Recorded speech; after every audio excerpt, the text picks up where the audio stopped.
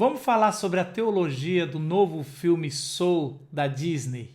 Nesse vídeo eu vou fazer o máximo para não ter spoilers da história condutora do filme, mas eu também vou falar bastante sobre que base teológica eles construíram esse filme. Então, se você gosta de saber para onde você está pisando, vem comigo nesse vídeo. Vamos lá?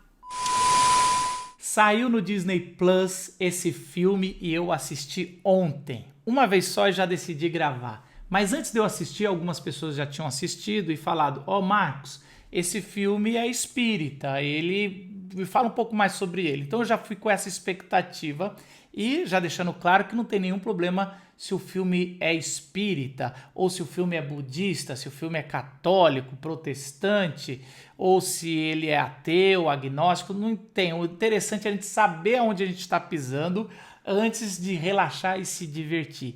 Então, o objetivo deste vídeo é trazer alguns conceitos teológicos que o filme foi construído. Vamos lá. Nesse vídeo eu vou fazer diferente, eu vou fazer ao contrário. Eu já vou dar a conclusão agora e depois a gente vai construindo alguns argumentos e batendo um papo. Esse filme não é espírita, ele foi construído no conceito judaico-cristão de alma e de ser vivo. E isso me surpreende bastante, porque a grande maioria do mainstream é feita em cima de uma teologia espírita. E a teologia espírita, ela se dilui nas outras teologias e nas outras religiões. Ela não é uma religião em si, mas ela tem muito sincretismo em todas as religiões. Então você aqui no Brasil, por exemplo, pode ser um espírita católico, um espírita cristão, um espírita budista e assim vai por todas as religiões. Mas esse filme, surpreendentemente, não é espírita por três motivos. Primeiro,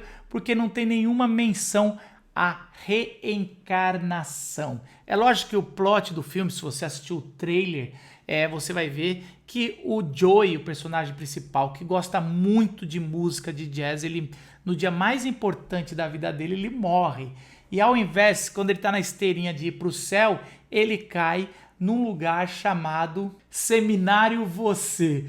É um centro onde as almas ganham paixões antes de entrarem e se encarnarem, não reencarnarem. Não há nenhuma menção que aquelas almas que estão sendo criadas no infinito já encarnaram alguma vez, e não há nenhuma menção que depois que alguém morre pode se reencarnar. O Joey quer voltar para o corpo dele, ele não quer se reencarnar. Então esse conceito de reencarnação não está no filme e nenhuma vez é cogitado. Então isso é muito interessante quando a gente vai assistir essa história. A segunda característica porque essa história não foi construída numa estrutura de teologia espírita é que ninguém fala com os mortos. Isso é uma característica grande de uma linha forte do espiritismo, que a gente fala com quem já foi. Ali não tem nenhuma menção de que se pode falar. Aliás, quem morre vai para o céu direto, ali para a luz, e você vai ver várias vezes o Joey querendo voltar junto com a 22, que é uma alma que está ali se preparando para ganhar uma paixão, e eles não falam com nenhum ser humano antes de se encarnarem. Você tem uma aparição do contador, que eu até esqueci o nome dele agora, que vai lá buscar o Joey e ele aparece para um personagem ali, mas ele é uma potestade, ele não é uma alma que deixou um corpo e deveria ter ido para o céu. Então você não tem essa menção nesse filme. E terceira característica que eu acho mais impressionante nesse filme é que não tem mérito para evoluir a alma. Mesmo em filmes protestantes, a gente puxa essa meritocracia da alma para a evolução, que é muito forte no espiritismo. Então, como é que é? Você vai fazendo boas ações e vai evoluindo a sua alma, vai se reencarnando até você merecer ir para a luz definitiva. Então, é uma consideração que a carne é apenas um instrumento para você evoluir. Isso várias vezes tem no cristianismo, como eu já falei, não que seja bíblico, nenhuma vez é bíblico isso, mas isso está encharcado na nossa teologia popular cristã no Brasil e em outros lugares do mundo. E não tem nesse filme. Ninguém que vai para o céu está falando, eu fiz coisa boa. Não é essa a questão desse filme. Bom, Marcos Botelho, você está me dizendo que esse filme então é totalmente bíblico, cristão, eu sempre falo, nada é canônico a não ser a Bíblia. Nada é inspirado por Deus a não ser a Bíblia. Então não vá assistir nenhum filme, mesmo que o pessoal tentou ser canônico ou tentou ser bíblico, você não vá com esse espírito de achar que é bíblico. Existem 4 observações que eu gostaria de fazer nessa história, que talvez você vai estranhar quando assistir, se você é cristão ou cristão protestante como eu. Primeiro, porque não mostra e nem fala de Deus. Ali, quando ele morre, o Joey, ele vai para uma esteira e ele vai entrar no céu numa grande luz, dá a entender que Deus está do outro lado ali, mas quem controla esse meio termo, essa transição, são os seres potestades que eu não posso nem chamar de anjos ali. Ali elas têm uma cara, eu acho que é de Picasso, né? Algumas figuras meio diferentes e elas vão falando que ela é algoritmo. Se eu não me engano, como eu assisti só uma vez, aqui é uma reação espontânea de eu ter visto o filme apenas uma vez. Me parece ali bem claro que não são anjos, ali tem algumas entidades ali que estão comandando. Na verdade, ele cai da esteira e ele vai para um lugar que ele não deveria estar. Agora, pelo filme não ter escolhido, geralmente aquela voz off de Deus falando com Joey, ou aquela luz que vem do céu, alguma forma de Deus, não quer dizer que o filme é agnóstico, não tem Deus, ou que é de teologia budista, porque o budismo que fala isso, que existe a religião, mas não existe Deus. Eu lembro direitinho de eu ter conversado na Glocal com um monge budista, ele falava que ele era um religioso ateu. Pelo filme não ter escolhido isso, eu acho que é muito mais uma opção de roteiro do que teológico, porque o tempo todo se tem essa impressão que Deus está lá depois da luz, olhando tudo e todos. Mas isso pode ter sido só uma impressão minha. O seminário Você, esse lugar onde a alma fica, ela é pré-existente à vida. Isso não é bíblico, isso não tem nem amparo cristão ali do Novo Testamento, nem amparo judaico no Antigo Testamento. O Talmud, que é um livro antigo do judaísmo, ele tem várias linhas, mas todas as linhas são depois da concepção da vida.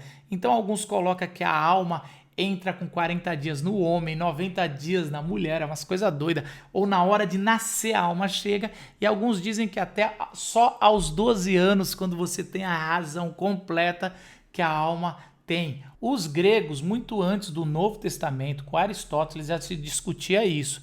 Ele acreditava, dele que veio essa ideia de que a alma vem para o homem 40 dias depois da concepção e para a mulher depois de 90 dias. Então, Marcos, da onde vem essa ideia sobre as almas pré-existirem antes de nascerem? Vem sim do espiritismo ou vem sim de religiões que acreditam na reencarnação.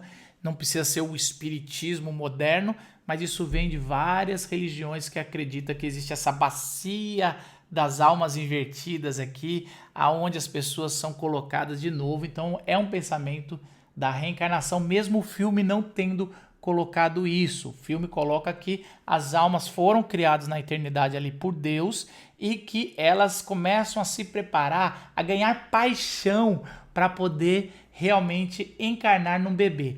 Esse conceito é um conceito que não está muito claro na Bíblia. Se o que a gente ganha vem só dos nossos pais ou se Deus coloca na gente algumas características, né? Lógico que a ciência vai falar que é só DNA, mas isso não tem claro como é que é feito.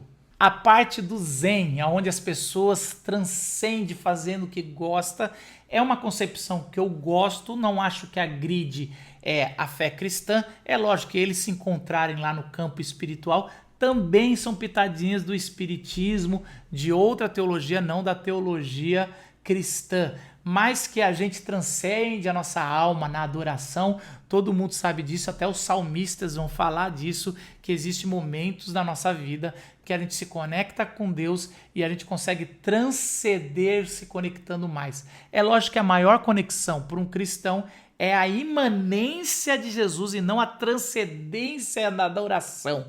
Então presta atenção nisso. Igrejas que falam muito sobre a transcendência da adoração, ela não é muito cristã, ou ela não é muito seguidora de Jesus, ela talvez seja mais seguidora apenas do Deus no Antigo Testamento, mas não no Deus que se revelou no Novo Testamento. E por último, uma coisa que eu gostei muito desse filme é que ele separa propósito e missão. Os cristãos protestantes caem muito nesse erro. Tem vários livros de propósito, o propósito da vida, encontre o seu propósito.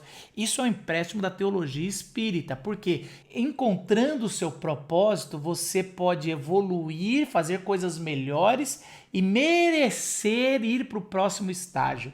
Na Bíblia, a gente recebe o propósito já por ser criado, todos têm o mesmo propósito, que é ter uma vida em abundância, né? Eu vim para que tenham vida e vida em abundância e adorar a Deus. Nós fomos criados para adorar a Deus com vida e abundância aqui na terra, vivendo muito bem. Isso é a fé cristã. O que passar disso, começar a falar que você só vive, você tem uma razão para viver, isso não é da Bíblia, não é da fé cristã. É lógico que nós temos chamados específicos a cumprir, mas isso não interfere no propósito da sua vida. O propósito é um só.